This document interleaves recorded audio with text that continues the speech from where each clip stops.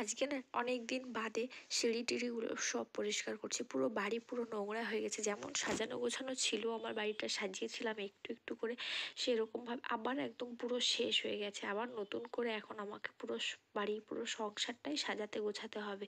তো আজকে ভাবলাম একটু রৌদ্র উঠেছে, বেশ ঝলমলে রোদ উঠেছে, তাই ভাবলাম বাড়িটা ঝাড় দিয়ে, বাড়িটা মোটামুটি ঝাড় দিয়ে নিয়েছি, নিয়ে সিঁড়িটা আজকে পুরোটা ভালো করে পরিষ্কার করে নেব, মেন গেটটা, সিঁড়িটা।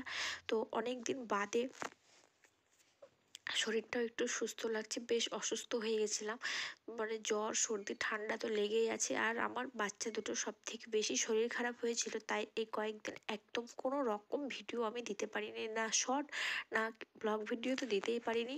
ভিডিওটা অনেক মানে দিতেই পারি, শ্যুট করে রেখেছি, দিতেই পারিনি। তো তাই জন্য আমাকে একটু ক্ষমা করে দিও প্লিজ, আমি হাত জোর করে অনুরোধ করছি, আমার পাশে থেকো সবাই। তো চলো বন্ধুরা, গুড মর্নিং, কেমন আছো তোমরা সবাই? আশা করছি সবাই খুব ভালো আছো। আলহামদুলিল্লাহ, আমরা এখন আগের থেকে অনেকটা ভালো আছি। তো চলো, আমার ভিডিওটা আশা করছি তোমাদের একটু হলেও ভালো লাগবে।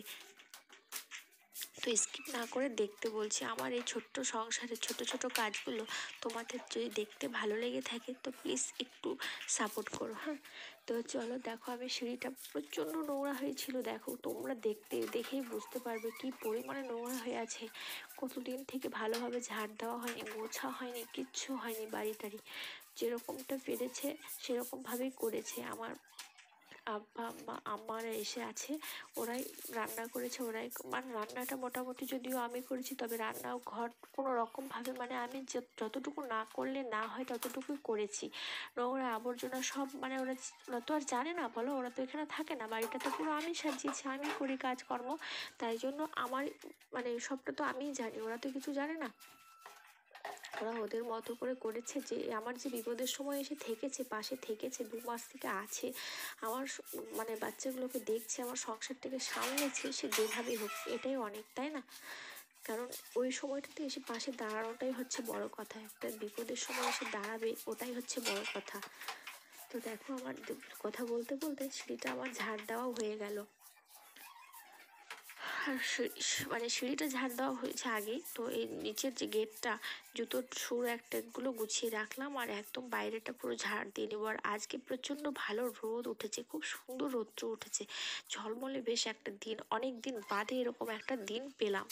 যা ঠান্ডা গেল, মানে এবারের মতো ঠান্ডা মনে হয় আর দেখিনি গত 2-1 বছরে, প্রচণ্ড ঠান্ডা গেল এবার। তো দেখো, আমার ঝাড়ঝাঁটা দেওয়া হয়ে গেছে, এবার দিয়ে আমি দরজাটা লাগিয়ে দিব, তারপরে বাড়ি।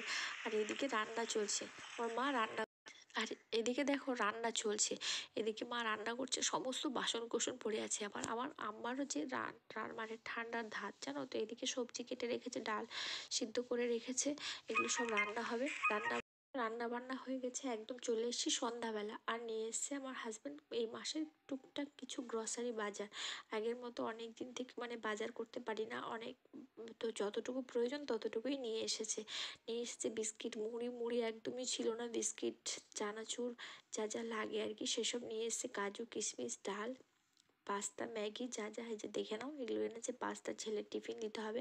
আগে তো প্যাকেট কিনতাম, আগে হচ্ছে ওই সেই শপিং মলে বাজার করতে যেতাম, আর ইদানিং হচ্ছে আমাদের এখানে একটা মুদির দোকান থেকে বাজার করছি, কারণ সেখানে আমরা একটু কিছু মানে হচ্ছে বাকিও পাই আর কি।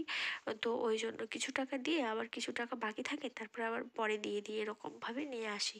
কারণ বুঝতেই পারছো, সব রকম মানে সব সময় একই রকম অবস্থা তো থাকে না, তাই তো সব রকম পরিস্থিতিতে নিজেকে মানিয়ে নিয়ে, গুছিয়ে নিয়ে হাসি খুশি থাকাটাই হচ্ছে একটা মানে বিশাল ব্যাপার, তাই না? তো চলো বন্ধুরা, যে কথাটা মানে না বললেই নয়, বারবার মানে সবসময় বলতেই হয়, তোমাদের আরও একবার মনে করিয়ে দিই, আমার এই ভিডিওগুলো তোমাদের যদি একটু দেখতে ভালো লেগে থাকে, প্লিজ তোমরা চাইলেই একটা লাইক করে দিতে পারো। তোমাদের একটা লাইক বা একটা কমেন্ট একটা ব্লগারকে যে কতটা উৎসাহিত করে, তা তোমরা নিজেরাই বলে মানে বুঝতে পারবে না, সেটা আমি বলে বোঝাতেও পারবো না। তো আর যদি তোমরা আমাকে বা আমার এ ধরনের কাজগুলো দেখতে পছন্দ করো, বা তোমরা যদি মনে করো তোমাদের এই দিদি বা বোন বা বন্ধু ইউটিউবে একটুখানি জায়গা করে নিক, তাহলে চাইলেই তোমরা আমার চ্যানেলটা সাবস্ক্রাইব করে দিতে পারো। আর যারা অলরেডি করে দিয়েছো তাদের অসংখ্য ধন্যবাদ, তাদের তো মানে ধন্যবাদ দেওয়ার ভাষা আমার জানা নেই। তো চলো এগুলো সব বাজারগুলো নিয়ে এসে ওগুলো দেখিয়ে দিলাম। আর তারপরে দেখছি আমার এই মানে মিটকেসগুলো ক্যাবিনেটগুলোর অবস্থা খুব বেহাল হয়ে আছে। এগুলো তো আমি সেই ডিসেম্বর মাসে পরিষ্কার করেছিলাম, আর সেই ভিডিওটা আমি তোমাদের সাথে শেয়ারও করেছি। তো চলো আরও একবার এই যে যখন আমাদের চুরি হয়েছিল এই লকটা যে কেন ভেঙেছিল আমি সে ভেবেই পাই না। জানি না এখানে ওরা কি খুঁজেছিল।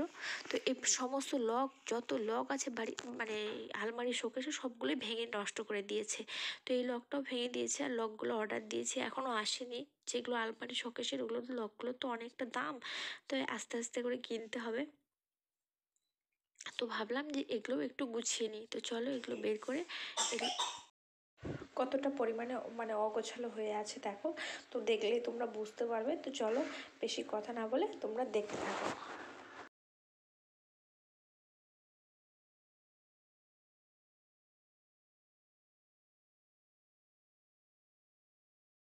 যখন পুরো রান্নাঘরটা ডিপ ক্লিনিং করেছি টাইলস টাইলস সব হচ্ছে মানে শ্যাম্পু জল দিয়ে আমি পরিষ্কার করে নিয়েছি। তাই জন্য ভাবছি এই ক্যাবিনেটটাও ভালো করে মুছে সমস্ত জিনিসপত্র বের করে আবার আগের মতো করে গুছিয়ে রাখি। তো দেখো বন্ধুরা, আমার ভিডিওর মধ্যে কোনো রকম আওয়াজ আসতেই পারে গাড়িটার, যেহেতু আমি দিনের বেলা ভয়েস দিচ্ছি তো রাতে দিতে পারিনি, তাই জন্য বিভিন্ন রকমের একটু আওয়াজ আসছে। প্লিজ তোমরা একটু ম্যানেজ করে নিও। রাস্তা দিয়ে বাইক সেগুলোকে তো আমি আর আটক করে রাখতে পারি না, তাই না?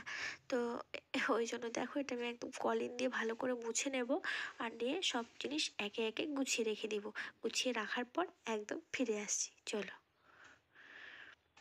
তো দেখো আমার একদম পুরো ডান গোছানো হয়ে গেছে।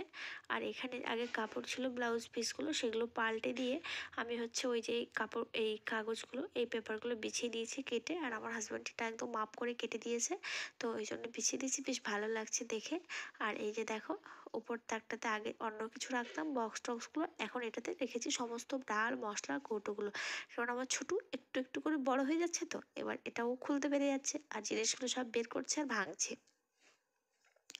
ঢাকনি খুলে ফেলে দিচ্ছে। তাই জন্য ওটা একটু উঁচুতে দিয়ে দিয়েছি, ওটা আমাকে লক সিস্টেম ব্যবস্থা করতেই হবে। তো দেখো এটা তো গোছানো দেখে নিলে, আর এটা আমি তালা খুললাম না, আর এটা এভাবে গুছিয়ে রেখেছি। বেশ সুন্দর লাগছে না? পরিষ্কার পরিচ্ছন্ন পুরো রান্নাঘর ক্লিন। প্রতিদিন রাত্রে খেয়ে দিয়ে আমি এভাবেই পরিষ্কার করে রাখি। চলো বন্ধুরা আজকে ভিডিওটা এখানেই শেষ করছি।